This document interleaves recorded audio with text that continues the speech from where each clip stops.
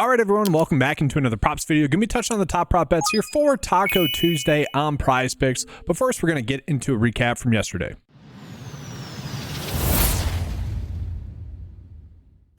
And so, guys, yesterday ended up being a very good day, both in NFL and in NBA.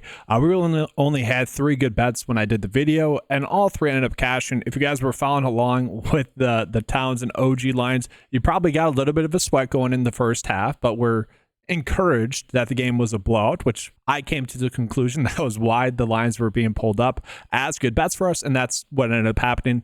They did not get back in the game, like, basically after the third quarter, and so that one ended up, they cashed pretty comfortably, actually. And then the easy bet on the day, Ryan Nembhard for over his fantasy score, was a nice one. Now, we did go 0 for 2 on our PrizePicks bet of the day for Monday Night Football, but we were able to easily cash as well for Underdog, going 3 for 3 with our bet slip. So it ended up being a pretty darn good day yesterday. Hopefully, we can have that today on Taco Tuesday. And so the first bet that we have today is actually going to be the Taco. We have Tatum to get over 22.5 for his points. So that one's still available. By the time you guys get here, you still should have plenty of time to get this bet in. It locks at like 2.5 hours after I'm posting this video, or probably 2 hours after I post this video. And so again, the strategy would be to, if you guys, it's really up to you, like whatever amount you are able to bet on a Taco. Some people are limited to 5, some people 10, some people aren't limited and are able to do 25. So if you're able to do the full 25, what I suggest would be to do 5 bets individually. So you'd bet, for example, Tatum and LaMelo Ball over PRA. You do Tatum and Darius Garland over points, just as an example. If you guys are limited, I suggest just doing a 6-slip or 5-slip flex bet instead. So let's go ahead and get into those top prop bets that we have today. And we're going to start out with a college basketball one. Alex Karaban for his over fantasy score on PrizePicks. This feels a lot like the Ryan Nembhard prop bet that we had yesterday. This is one that's really popping up.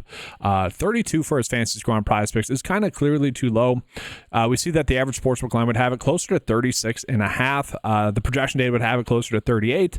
And then you look at the underdog line, it's at 37.75. And so we are already seeing that the PrizePicks line is clearly too wrong. And guys, this is what's insane to me. Like, we have a couple of flame bets in college basketball, and it's not on Karaban. What are we doing here, guys? This is clearly a bet that we need to be betting on. It has a chance to middle here as well, given the insane prop line difference that we have. Now, the one concern that I'll have with this is the fact that they might not need him to really go out and have a great game.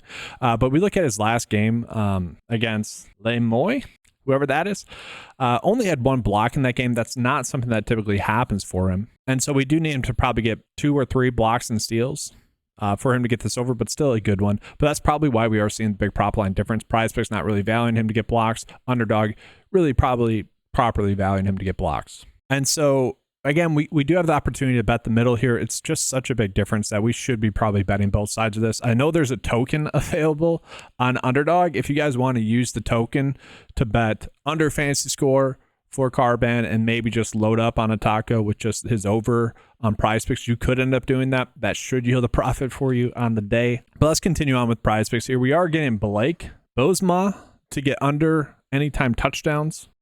And I'm a little bit confused why this bet is honestly still available. It's been there for really over the past 24 hours. And it's not like it's a few books that are giving us these lines. We look at the underdog line that we're getting here as well. They have it at 0.77 for the lower as well. So clearly Underdog is saying this should be like a goblin, but for the lower on PrizePicks.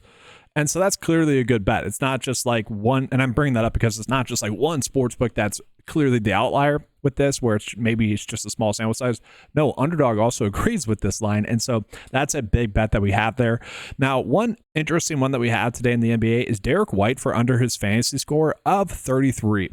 Okay, the average sportsbook line has this at 31, but I do want to call one kind of interesting point that we need to call out. And that's Peyton Pritchard. Peyton Pritchard is currently questionable. If Pritchard were to sit, I do think that would help Derek White slightly. Now, Pritchard, White, it's not like Pritchard being out directly makes White better, but it will most likely help White.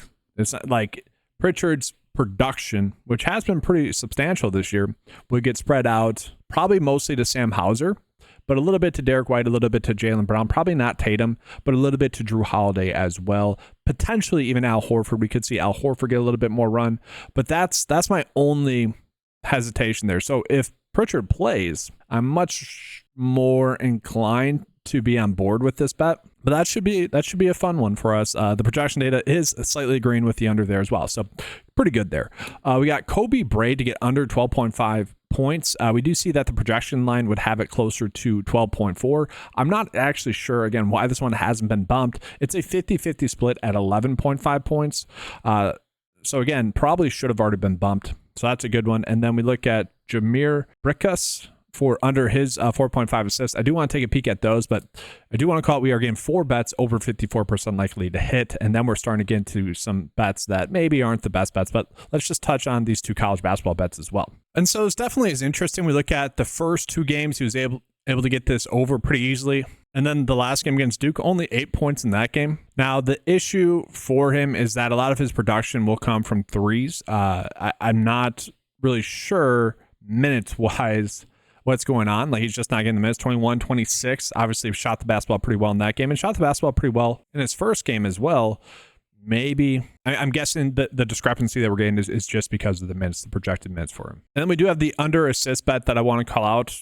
Obviously, thus far this season, really struggling to get the over assist here. So not a terrible bet there. If you guys are trying to stretch a 4-slip bet into a 5-slip bet, this is one that I think would be decent. Now, we are getting an interesting line here for Brennan Smith, a guy that we were betting on the middle on last week, and still very, very tilted by that. If you guys didn't see, I had like a 7-slip bet that really seemed like it was going to cash, or should have cashed. Now, he was the first leg of the bet, so it didn't really matter. But he gets a rebound with 5 seconds left, which meant that he ended up getting his getting the over on Underdog as well as getting the over on PrizePicks. Now, the bet was on PrizePicks. That's what we should have been doing. But that was tilting. That's 5 seconds on a block shot in a game that was over. That was tilting. That being said, you take away that 1.3 points there, and it's a little bit different there going against Alabama. Now, the matchup against Marquette's going to be the biggest reason as to why he could get the under, and really why the data is probably liking the under a little bit here. Now, I do want to call out that part of the reason as to why this under is being popped up as a good bet is because of the underdog line as well. When you add that in there to the average sportsbook line as well, only a 53% likely to hit, so not exactly a great bet, but not a terrible bet there as well. And I am seeing another bet that just popped back up into the board, and that's going to be Hunter Sallis to get under his fantasy score of 34.5.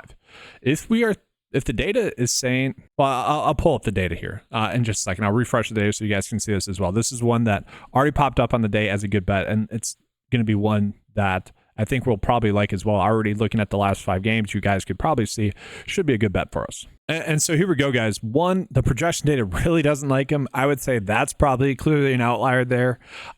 But also, the average sportsbook line does not like the over as well. So they're saying the average sportsbook line is saying this is basically off by 4. And I think we can see why. PrizePicks, I don't know what they're seeing here. This is a bet that seems to be a pretty big edge for us. So I like this bet as well. And then while we're here, guys, I just want to call out a couple of other bets that maybe I don't actually agree with. Let's start with this one. Zack Collins. Zack Collins to get under 27 for a fantasy score is one that I personally don't really like, just because Wemby is expected to sit tonight, and so is Jeremy Sohan.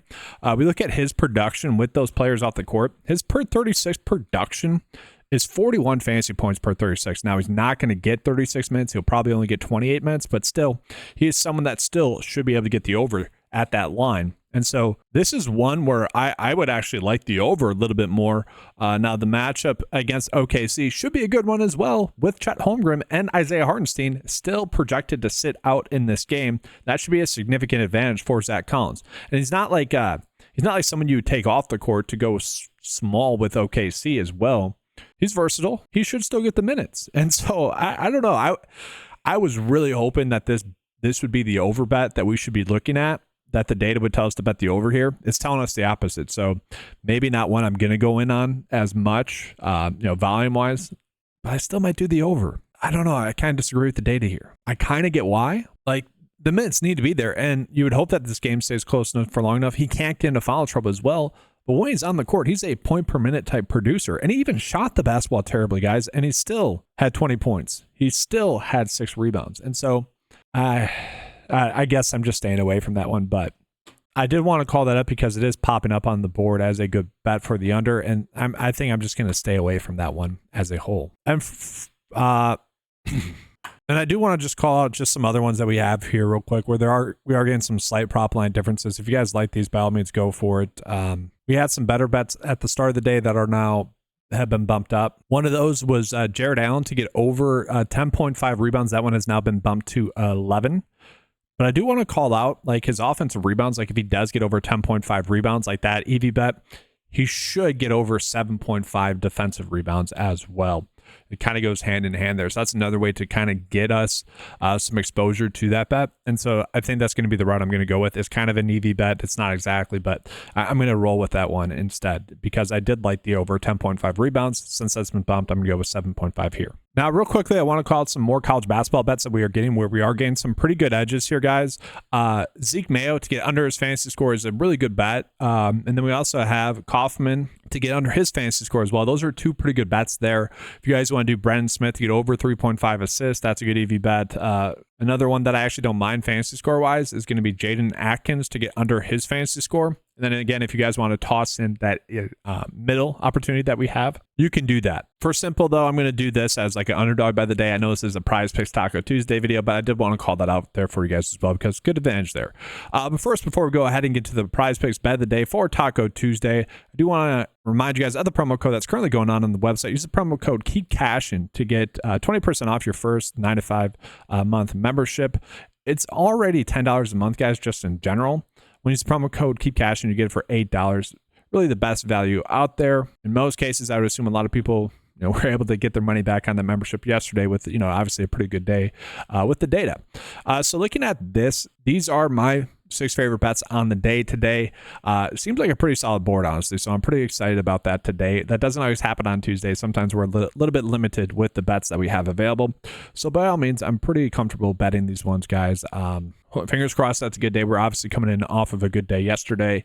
Let's hope that continues today as well.